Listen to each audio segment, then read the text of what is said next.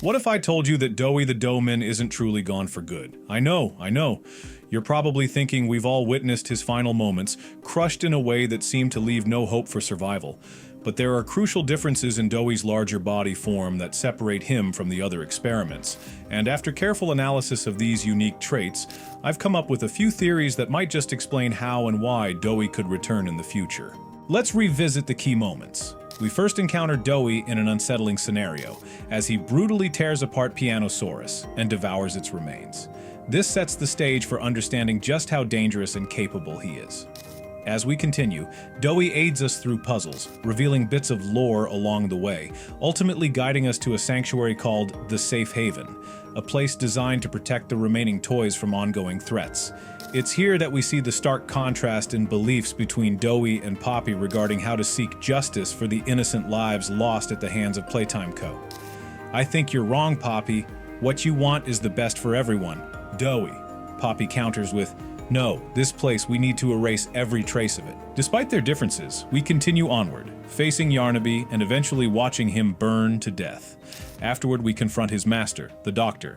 By the time we return to the Safe Haven, we realize that we've inadvertently led the prototype straight to the others. In response, Doey steps forward to distract the dangerous entities, allowing us to team up with Ollie and repair the generator.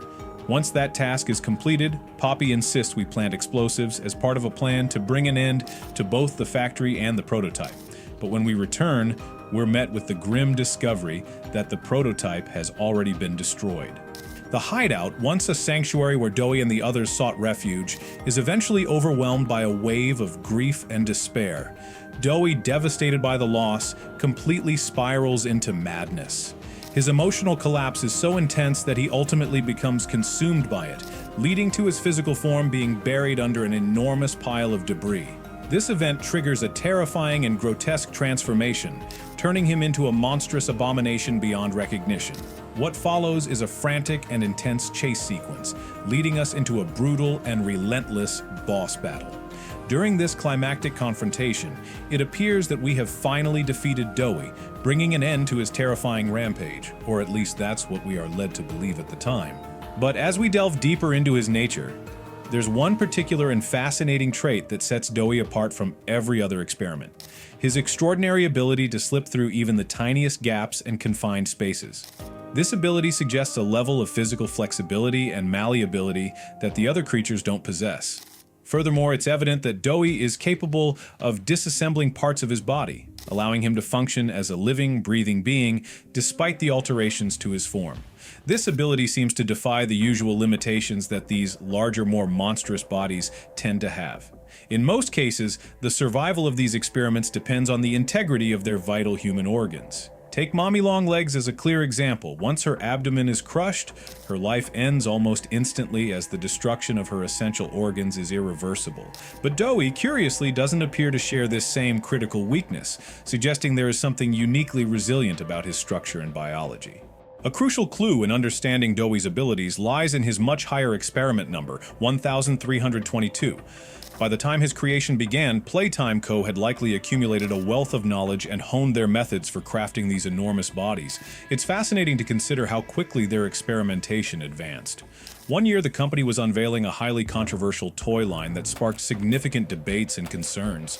The next, they were developing massive living and breathing toy creatures, some of which were capable of almost unimaginable feats. This sharp leap in technological and scientific understanding shows that Playtime Co. was constantly evolving, refining their processes, and pushing the boundaries of what was possible with their experiments. Now, shifting our focus back to Mommy Longlegs, we find an interesting point of comparison. Her entire structure is reliant on a highly elastic plastic material, which grants her the ability to stretch and contort in ways that are unique to her design. This material is fundamental to her ability to achieve the extreme flexibility and stretchiness that defines her movements. In contrast, Doey's construction seems to be influenced by entirely different materials, likely contributing to his distinct abilities. While Mommy Longlegs relies on an elastic, plastic-based system, Doey's form seems to be more malleable, almost as though he is made from something that behaves more like Play-Doh, able to reshape himself in ways other experiments cannot. adding another layer to the mystery of his creation. Similarly, Doey's unique composition is deeply tied to the fact that he's essentially made of play toys, as stated in his toy commercial. This material explains his ability to reshape himself in ways that other experiments can't replicate. But this raises an important question. How does this unusual composition not interfere with the organic systems that keep him alive? The answer likely lies in Doey's origin. Unlike most experiments, which are usually the result of a single test subject, Doey was transformed from 3 different individuals. The first was a mischievous boy named Jack, who fell into a vat of dough during a factory tour. The second was Kevin, a play care orphan known for his aggressive behavior, who became an ideal candidate for experimentation because of his exceptional mental and physical abilities. His reflexes, reaction time, and mental fortitude all tested far above average. Finally, there was Matthew, a teenage orphan who, despite struggling with personal issues, maintained a mature attitude and acted as a protector for younger children. By combining these 3 individuals, Playtime Co. effectively created Doey, likely with far more organs than your average experiment. However, he seems to be lacking in bones, at least judging by some of his movements. This could explain his ability to fit through tight spaces. He probably retains certain bones in his arms, which allow him to grip objects and move them around more effectively, something that differentiates him from others like Huggy Wuggy or Kissy Missy. This part isn't as crucial, though. When you think about it, Doey might operate on a system where multiple hearts or other vital organs are distributed throughout his Doey form, a result of the blending of parts from 3 test subjects. If he positions his body in a certain way, separating one part from another, it's possible that an alternate heart or organ continues to circulate blood, or whatever passes for circulation in a creature like him, while other disconnected organs remain dormant. These parts likely stay inactive until Doey reforms himself. It may sound strange, but it fits with the idea that Doey is the product of highly advanced experimentation, especially considering the substantial jump in experiment numbers leading up to his creation. And then, of course, there's his eerie ability to practically teleport through walls.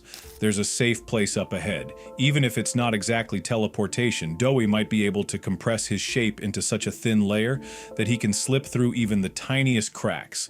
This isn't unlike what we saw during Chapter 3's ARG, where Catnap Experiment 11088 demonstrated a similar contorting ability.